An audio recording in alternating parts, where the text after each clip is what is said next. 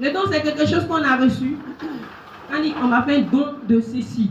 C'est-à-dire, tu as reçu quelque chose. Amen. Gratuitement. Mais le don aussi, c'est quelque chose qu'on reçoit après qu'on ait demandé. Il faut reconnaître ce que Dieu a mis en toi. Il faut savoir. Peut-être que tu as ça, mais tu ne sais pas. Il faut chercher à découvrir. Parce que Dieu ne peut pas te laisser comme ça. Amen. Alléluia. Amen. Alléluia. Même un orphelin, avant que son papa ne meure, il lui a donné au moins son nom. Les dons sont communiqués pour accompagner celui qui a l'onction ou qui a un ministère, celui qui a la vision, celui qui a le mandat. Gloire à Jésus. Je vais parler d'abord des dons dans le domaine de l'église, les dons dans le domaine du ministère. Alléluia. Bien-aimés, ne comparons pas les dons et le ministère, les dons et l'onction. L'onction a été donnée pour le responsable, le leader. Alléluia. Et les dons sont affectés aux éléments qui doivent accompagner le leader. L'onction, c'est la capacité que Dieu te donne. Alléluia. Pour agir comme lui. L'onction, c'est la lourde charge de conduire un programme de Dieu. C'est différent du don. Quelqu'un qui est oint, c'est quelqu'un qui a la faveur et la grâce de Dieu. C'est pourquoi, frère, il ne faut pas t'embrouiller à dire il est devenu professeur, non, il est devenu ceci. Cherche dans le domaine où Dieu t'a oint. Tu seras milliardaire là-bas. Comment reconnaître un oint et comment recevoir l'onction dans un domaine précis? Première caractéristique d'un oint, il est de nature très effacée. On reconnaît un oint par le fait qu'il travaille toujours pour l'intérêt commun. David, un berger, des moutons qui ne lui appartiennent pas. Ce n'est pas son business. Il dit oui, ce n'est pas mon business, mais c'est le business de mon papa. Je travaille, quelqu'un m'a fait confiance, il m'a confié ses brebis. Alors je ne permettrai pas que l'un de ses brebis puisse se perdre. Alors qu'est-ce qu'il fait? Il attaque même le lion et l'ours, au péril de sa propre vie. Si tu n'as pas ces attitudes-là, tu ne peux jamais être un oint de l'Éternel. Jamais. Un vrai oint ne lutte pas pour son onction. Un vrai oint ne lutte pas pour le trône lorsque la rivalité arrive. David et Absalom. Absalom se lève, Absalom dit, ouais, c'est lui qui est le nouveau roi. Les généraux de David disent, laissez, on va le tuer. David, non, ne le tue. Alléluia. David prend ses bagages, il quitte le trône. Mais pendant qu'il quitte le trône, l'onction aussi l'a suivi. Alléluia.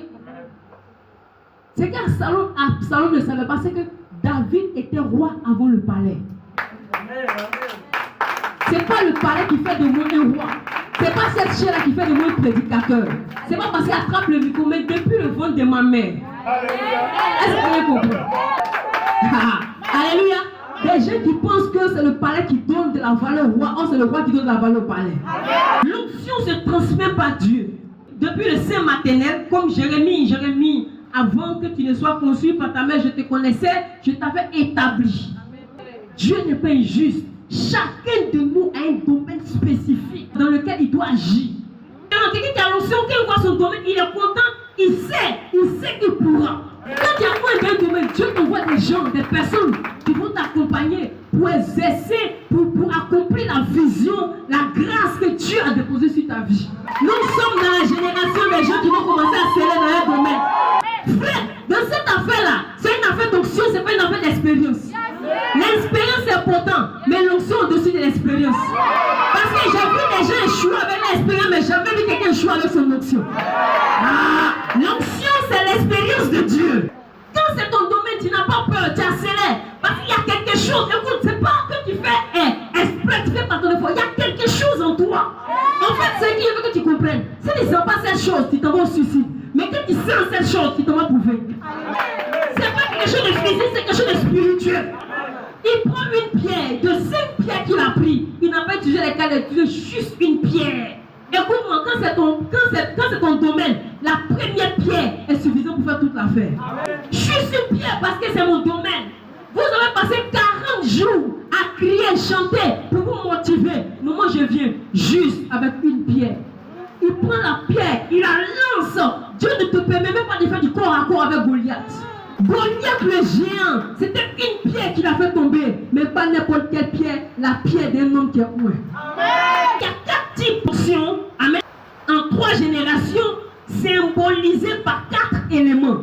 L'onction que Moïse donne à Josué 1, l'onction que Élie donne à Élisée 2, l'onction que Jésus donne aux apôtres, alléluia, 3, et le 4e type, vous savez c'est quoi?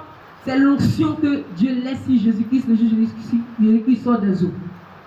Quand quelqu'un c'est quelqu'un qui a reçu un mandat, c'est quelqu'un qui a reçu une mission. Comment est-ce qu'il accomplit cette mission-là? Les âmes que Dieu lui donne, c'est les dons spirituels. Les dons sont à 2 niveaux. Il y a le niveau des dons en lui et le niveau des dons en des gens qui l'accompagnent. Lorsque tu es ouin, Dieu t'envoie des personnes qui ont des dons pour t'accompagner dans ton domaine. Les dons du ouin le révèlent, mais son caractère, le métier dans son domaine. Ton onction ne garantit pas ta position.